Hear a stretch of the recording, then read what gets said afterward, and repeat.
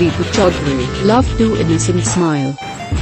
আসসালামু আলাইকুম, কেমন আছেন সবাই? আশা করছি ভালো আছেন। আমিও ভালো আছি আলহামদুলিল্লাহ।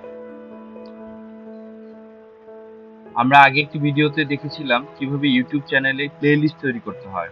সেই ভিডিওটা আমার ইউটিউব চ্যানেলে আপলোড করা আছে, আপনারা চাইলে দেখে নিতে পারেন। আর এই ভিডিওতে আমরা দেখব ক্রিয়েটকৃত প্লেলিস্টে কিভাবে আমরা আপলোড করা ভিডিও অ্যাড করব। তো চলুন দেখে আসি কিভাবে অ্যাড করা যায়।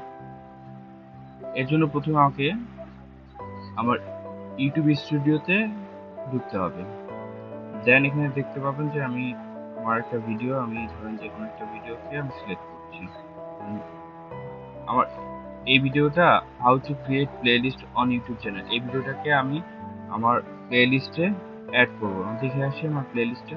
আমার প্লেলিস্টে আছে ফুড ব্লগ নামে একটা প্লেলিস্ট আছে, রিপু চৌধুরী ব্লগ নামে একটা প্লেলিস্ট আছে, ডিজিটাল মামা নামে একটা প্লেলিস্ট আছে। তো ডিজিটাল মামা প্লেলিস্টে আমি এই ভিডিওটা অ্যাড করবো। এখানে আপনি দেখতে পাচ্ছেন ভিডিও 0 0 0 সব 0। দেন আমরা আবার কন্টেন্ট চলে যাই। কন্টেন্ট থেকে এই ভিডিওটাকে এডিট ভিডিওতে চলে যাই।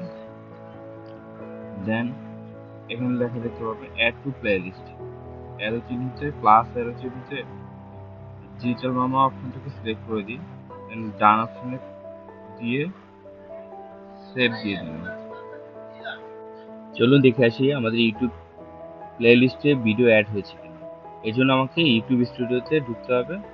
দেন আমি প্লেলিস্টে যাব। প্লেলিস্টে দেখুন ডিজিটাল মামা প্লেলিস্টে আমার একটা ভিডিও অ্যাড হয়েছে।